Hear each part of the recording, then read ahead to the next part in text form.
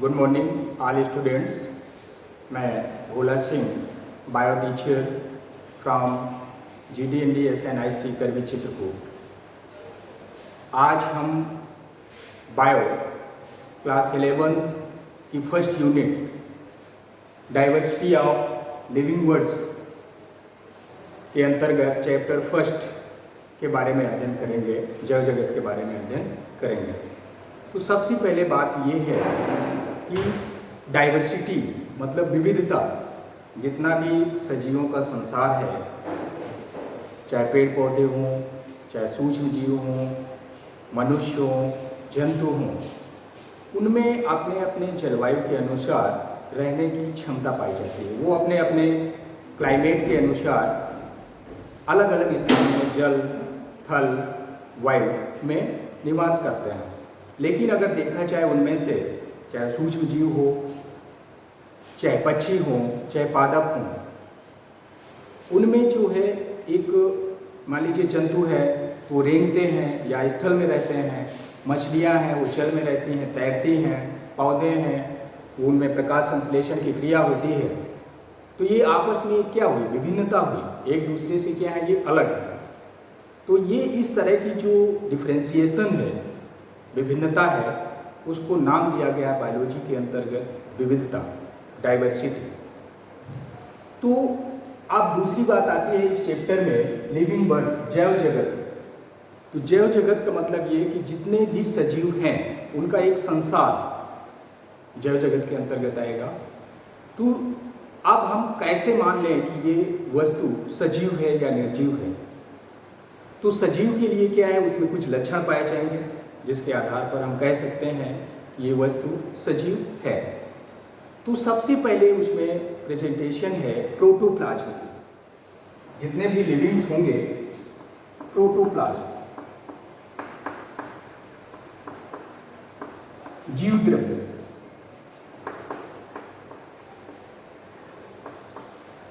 ये सजीवों का मुख्य लक्षण है। जितने भी सजीव होंगे उनमें पहली विशेषता सीधे से है कि उसमें प्रोटोप्लाज्म पाया जाएगा, जीव द्रव्य पाया जाएगा। अगर उसमें जीव द्रव्य पाया जा रहा है तो वो वस्तु क्या है, जीवित है, लिविंग्स है। अगर नहीं पाया जा रहा वो क्या है, निर्जीव है। उसके बाद इसमें आती है, इसीलिए एक वैज्ञानिक हक्सले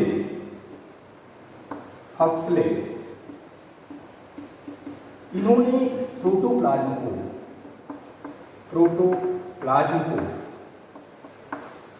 जीवन का भौतिक आधार, physical concept of living, physical concept of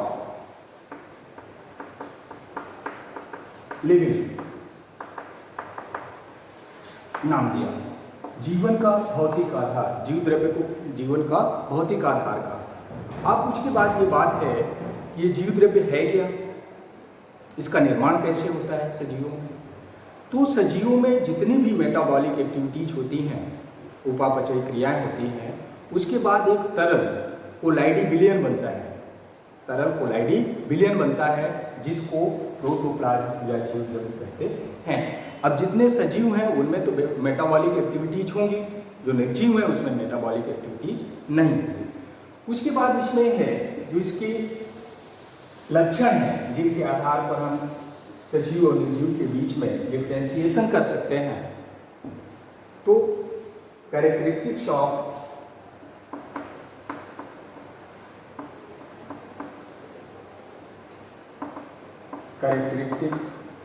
of living, सजीवों के लक्षण, सजीवों के लक्षण।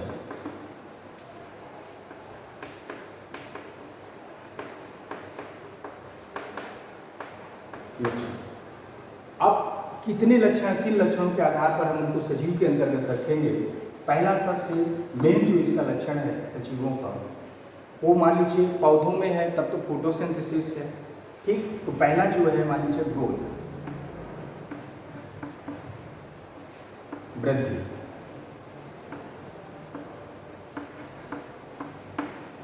जितने भी सजीव हैं उनमें सजीव कोशिकाएं पाई जाएंगी। सजीव कोशिकाएं पाई जाएंगी तो उनमें विभाजन होगा। उन कोशिकाओं में विभाजन होगा, संख्या बढ़ेगी, उनका आकार बढ़ेगा। तो जब संख्या और आकार बढ़ेगा उसमें, तो उसके आयतन में जो वो सजीव है, चाहे वो पादप हो चाहे जंतु हो, तो आकार में क्या करेगा? ग्रोथ करेगा, वृद्धि करेगा। अगर निर्जीव है तो उसमें जो कोशिकाएं पाई जाएंगी उनमें विभाजन नहीं होगा, संख्या में वृद्धि नहीं होगी, तो उसके आकार में वृद्धि नहीं होगी। दूसरा नंबर है न्यूट्रिशन। न्यूट्रिशन पोषण।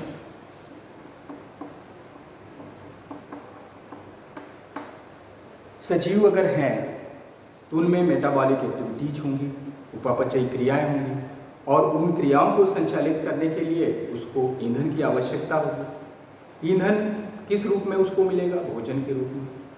तो जो कुछ भी ऊर्जा को प्राप्त करने के लिए वह सजीव ग्रहण कर रहा है उसको कहा जाएगा पोषण। ये सजीवों में ही संभव है, निर्जीव वस्तुओं में ये संभव नहीं है, क्योंकि उसमें कोई भी क्रिया नहीं हो रही तो उसको ईंधन की आवश्यकता नहीं है। ईंधन की आवश्यकता नहीं है तो उसमें पोषण की क्रिया नहीं होगी। तीसरे नंबर पर आ जाता है रेस्पायरेशन। रेस्पायरेशन श्वसन।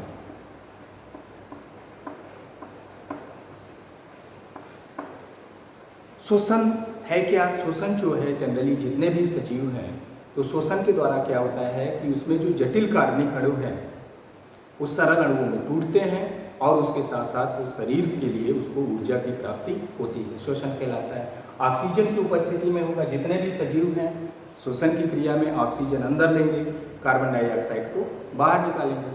तो अगर सजीव है तो उसमें तो ये क्रिया होगी, अगर निर्जीव है तो उसमें ये क्रिया नहीं होगी श्वसन की। नंबर 4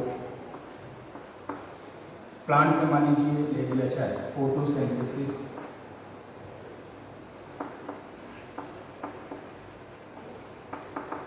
प्रकाश संश्लेषण। प्रकाश संश्लेषण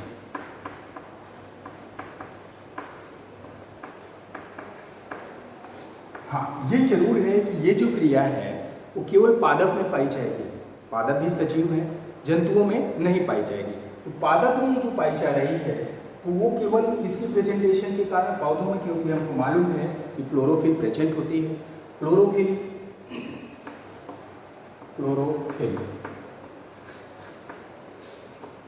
हरित लवण ये प्रेजेंट होता है, जिसके कारण वो सूर्य के प्रकाश की प्रेजेंटेशन में स्वयं क्रिया करके कार्बन डाइऑक्साइड व जल के द्वारा ग्लूकोज का निर्माण कर लेते हैं पादप। लेकिन जंतुओं में ये क्रिया नहीं पाई जाती है, क्योंकि प्रकाश संश्लेषण क्लोरोफिल प्रेजेंट नहीं होगा जंतुओं में, तो इसलिए ये क्रिया नहीं पाई जाएगी। उसके बाद आ जाता है रिप्रोडक्शन। 5th नंबर पर रिप्रोडक्शन। रिप्रोडक्शन प्रजनन।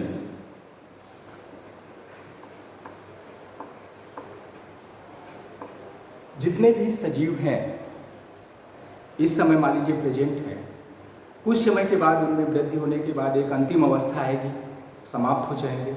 उसके बाद अगली पीढ़ी कैसे आएगी, इसके लिए उनमें एक क्षमता पाई जाती है, एक प्रोसेस होती है, जिस प्रोसेस के द्वारा वो सजीव अपने ही समान नए जीवों को उत्पन्न कर सकता है। उस क्रिया को कहा जाएगा प्रजनन। चाहे जंतु हों चाहे पादप हों, वो अपने ही समान नए जंतुओं की या नए पादपों की उत्पत्ति करेंगे। जिस क्रिया के द्वारा वो कर रहे हैं वो क्रिया कहलाती है प्रजनन। अब होता कितने प्रकार का है, कितने टाइप का होता है रिप्रोडक्शन? रिप्रोडक्शन जनन। तो जनरली जो है ये सजीवों में 3 टाइप्स है। Vegetative,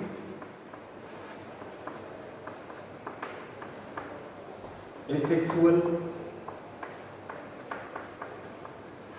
and sexual. 3 टाइप्स है। इसको कहा जाएगा कायिक जनन, इसको अलैंगिक जनन इसको लैंगिक जनन। थ्री टाइप्स, जितने भी सजीव हैं उनमें 3 प्रकार से जनन पाया जाएगा, जिसमें से एक ये जो पहली प्रोसेस है वेजिटेटिव रिप्रोडक्शन की, कायिक जनन की, ये केवल पाई जाएगी पौधों में। कायिक का मतलब ये होता है कि इसमें जो है काया, कायिक मतलब काया यानी कि शरीर, यानी कि शरीर का कोई भी पार्ट उससे अलग होकर के नए पादप को विकसित करेगा। तो जनरली जो पादप में पाई जाएगी, पादप में जो है मेन जो पार्ट होते हैं 3 ही पार्ट होते हैं, रूट, स्टेम और leaf. Root, stem and leaf, जड़, तना, पत्ती, ये 3 मेन पार्ट होते हैं उसमें। फ्लावर भी होता है लेकिन वो जनन में पहुंच जाता है, जनन की क्रिया होती है उसमें के। तो रूट, स्टेम, लीफ जो है इसके द्वारा, मान लीजिए कुछ पौधे हैं जिन पौधों की जड़ों को अगर एक मेन पौधे से अलग करके दूसरी जगह लगा दिया जाए, नया पौधा तैयार हो जाता है। कुछ पौधे ऐसे हैं कि उनके तने को काट करके अगर दूसरी जगह लगा देंगे, नया पौधा तैयार हो जाएगा, जैसे गुलाब सुने होंगे नाम। उसके बाद गन्ना भी है इसमें। लीफ, पत्ती, ये बहुत कम सुने होंगे कि किसी पौधे की पत्ती से नया पौधा तैयार हो जाए, लेकिन एक पौधा है ब्रायोफिलम, नाम सुना होगा उसका, ब्रायोफिलम, जिसको अजूबा बोलते हैं। ब्रायोफिलम,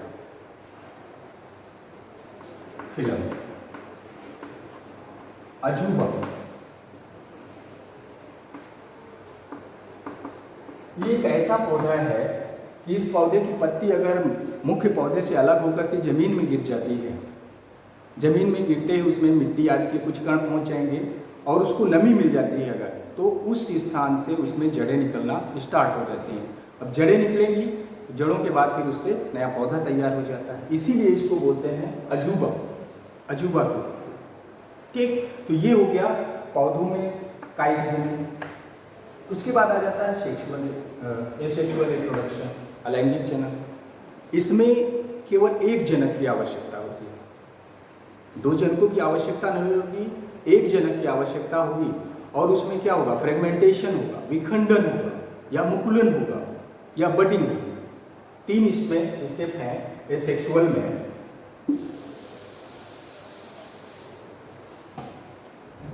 इसमें भी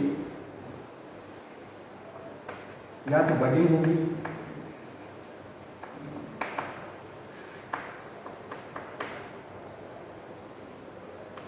फ्रेगमेंटेशन,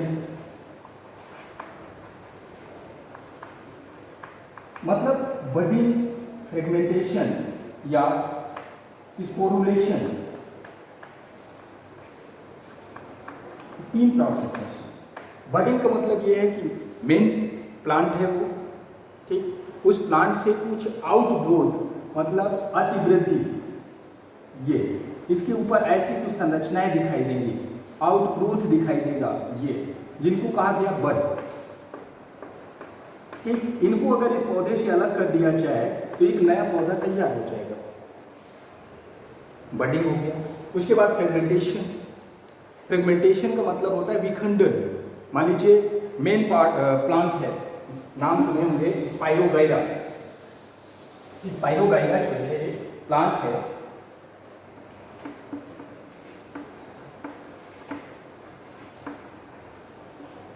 ये मुख्य पौधा होता है। इसका स्ट्रक्चर जनरली एक सीढ़ीनुमा संरचना के रूप में ऐसे,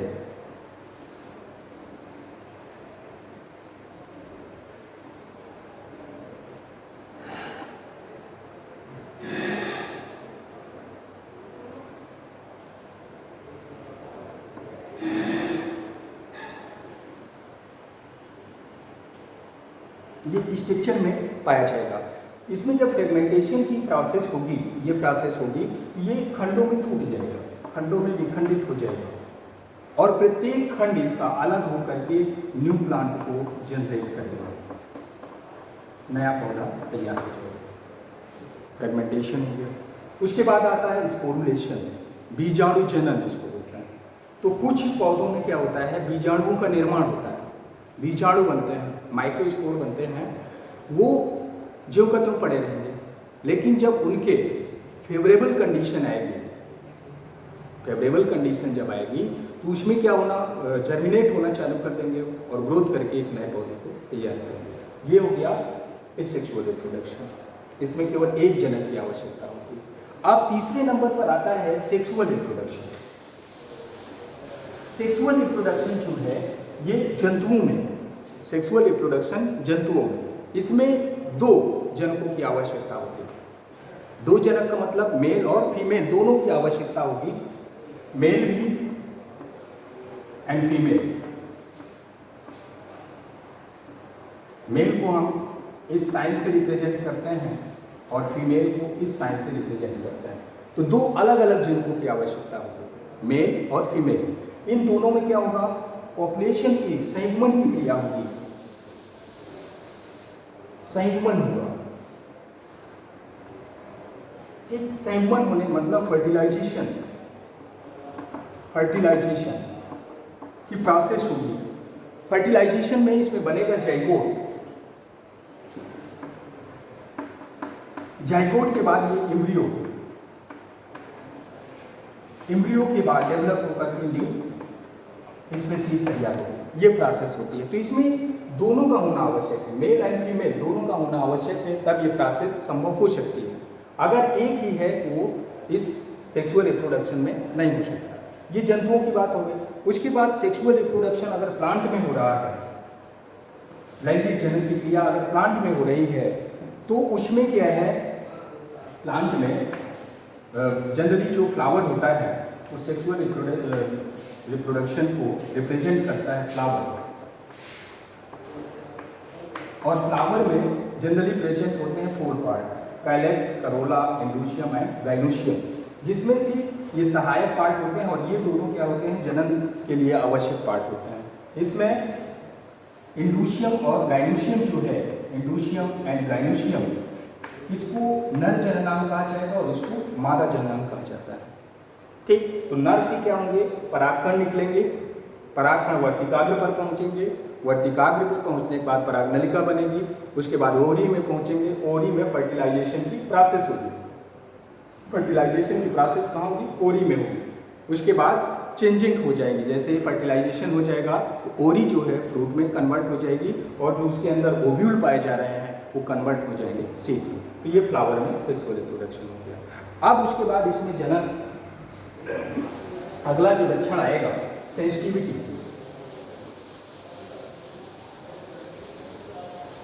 सेंसिटिविटी, संवेदनशीलता, सेंसिटिविटी,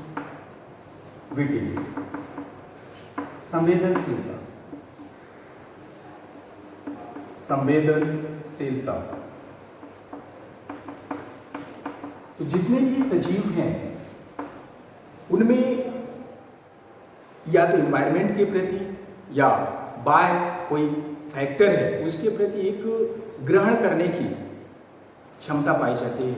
मान लीजिए कहीं पर कोई वस्तु रखी है, गर्म वस्तु है, उसको टच किया जाएगा तो टच करने से ही हमको अनुभव हो जाएगा कि ये वस्तु क्या है, हॉट है, गर्म है। ठंडी वस्तु रखी है, उसको जैसे टच करेंगे हमको अनुभव होगा, ये हमारे अंदर एहसास होगा कि वो वस्तु क्या है, ठंडी है। तो ये जो एहसास हो रहा है वो क्या है, सेंसिटिविटी है, संवेदनशीलता है। उसी में दूसरी तरफ देख लीजिए, अगर कोई निर्जीव वस्तु है, मान लीजिए डस्टर है, ठीक, ये डस्टर क्या है, निर्जीव है, ठीक, इसमें चाहे ज़्यादा गर्म चाहे ज़्यादा ठंडा, इसको कोई एहसास नहीं होता, कोई क्रिया नहीं होगी इसमें। तो वो क्या हुआ, संवेदनशीलता हो गई। मान लीजिए ठंडी का सीजन है, ठीक, कड़ाके की ठंड पड़ रही है, तो व्यक्ति या जंतु जो भी है अपने शरीर को क्या करते हैं, छोटा करते हैं। तो छोटा करने की जो उनके अंदर जिज्ञासा है वो किसके कारण हो रही है, एक संवेदनशीलता के कारण उत्पन्न हो रही है। उनको लग रहा है कि ठंडी ज़्यादा है। तो ये जो लक्षण है सेंसिटिविटी का वो केवल सजीवों में ही पाया जाएगा, निर्जीवों में नहीं पाया जाएगा। उसके बाद metabolic activities, metabolic activities,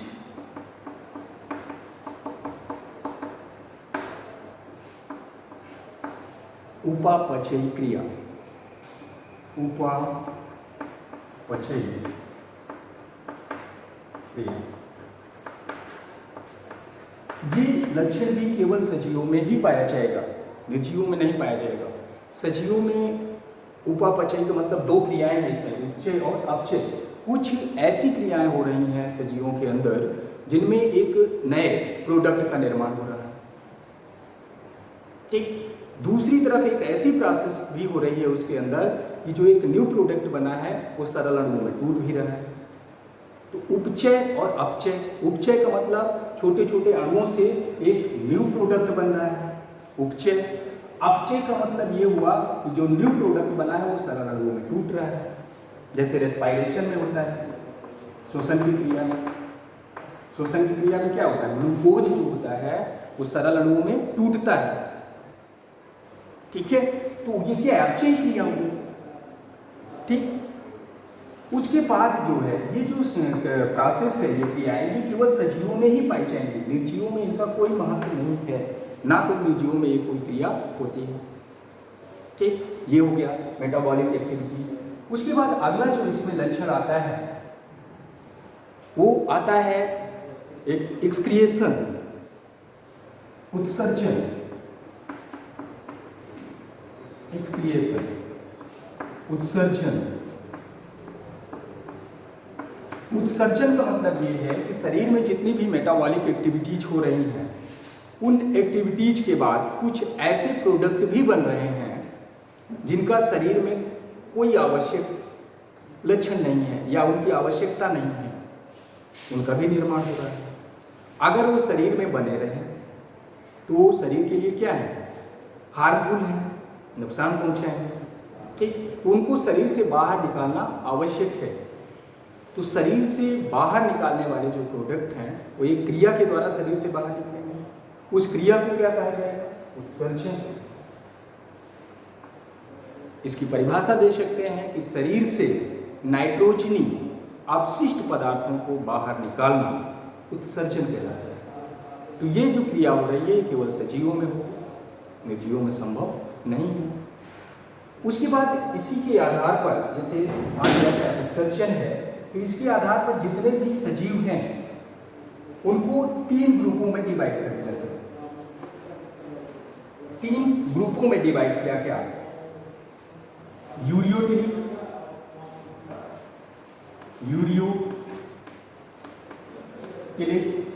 यूरिकोटिलिक and अमीनोटिलिक। 3 ग्रुपों में डिवाइड कर दिया गया, किसके आधार पर, उत्सर्जन या उत्सर्जी पदार्थ के आधार पर। यूरियोटिलिक का मतलब इसके अंतर्गत ऐसे जंतु आएंगे जो उत्सर्जन के रूप में, उत्सर्जी पदार्थ के रूप में शरीर से बाहर यूरिया निकालेंगे। जैसे मनुष्य है जनरली यूरिया निकालता है शरीर से बाहर, वो किसमें आ जाएगा, यूरियोटिलिक में।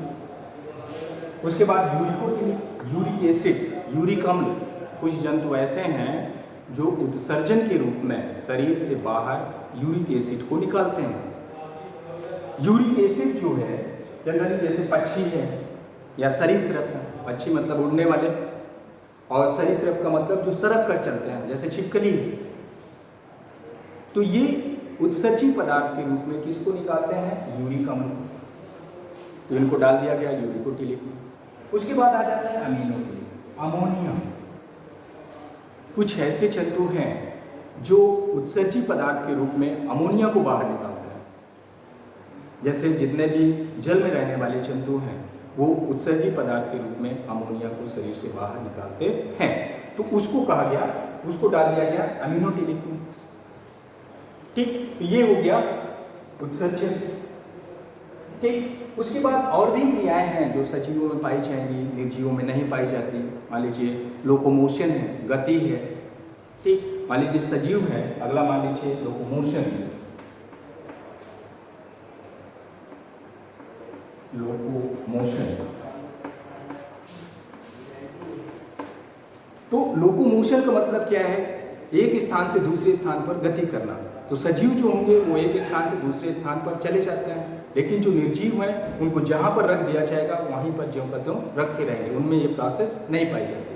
तो ये लक्षणों के आधार पर हम सजीव और निर्जीव मतलब सजीवों का जो संसार है वो इन लक्षणों के आधार पर हम निश्चित कर सकते हैं। उनमें अगर ये लक्षण पाए जा रहे हैं तो वो सजीव है, नहीं पाए जा रहे हैं तो निर्जीव है। उसके बाद बात आती है इसमें कि अंतर, मान लीजिए पूछा गया कि सजीव और निर्जीव में क्या अंतर है, difference between living and non living, difference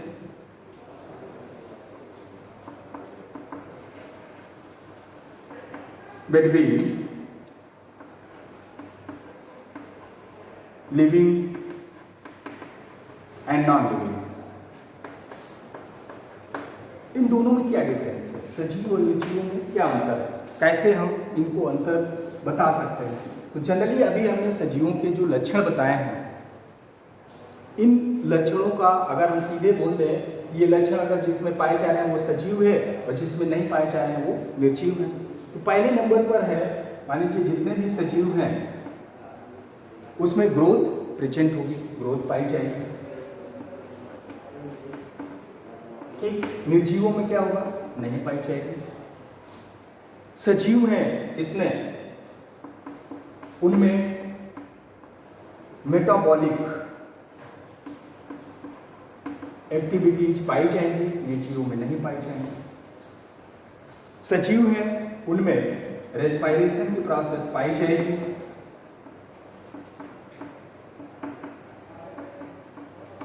निर्जीवों में रेस्पिरेशन नहीं पाया जाएगा।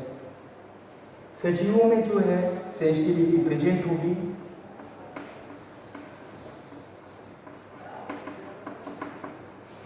निर्जीवों में नहीं पाई जाएगी। सजीवों में एक्सक्रिएशन प्रेजेंट होगा,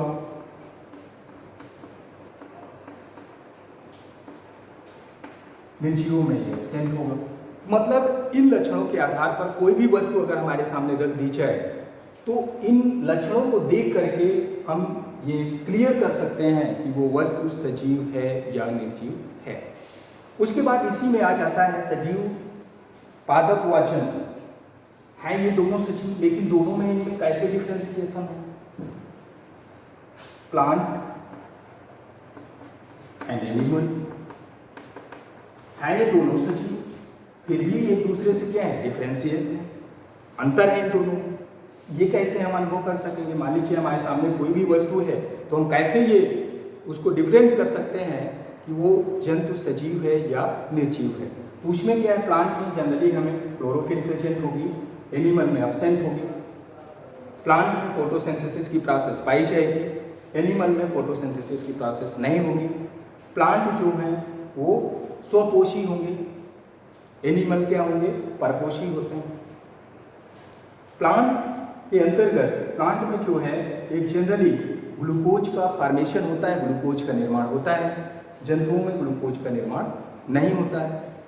ठीक, उसके बाद प्लांट जो है इनमें जो लोकोमोशन है वो अपने स्थान पर स्थिर रह करके अपने पार्ट्स में तो ग्रोथ कर सकते हैं, शाखा हुई, स्टेम हुआ, रूट हुआ, उसमें तो वृद्धि होती है, लेकिन लोकोमोशन नहीं होता, मतलब एक स्थान से दूसरे स्थान पर नहीं जा सकते। जबकि जंतु क्या है, एक स्थान से दूसरे स्थान पर आराम से जा सकते हैं। ठीक, ओके। तो इसमें आप इस चैप्टर में सजीवों के लक्षण, सजीव निर्जीव में अंतर, पादप और जंतु में अंतर, थैंक्स।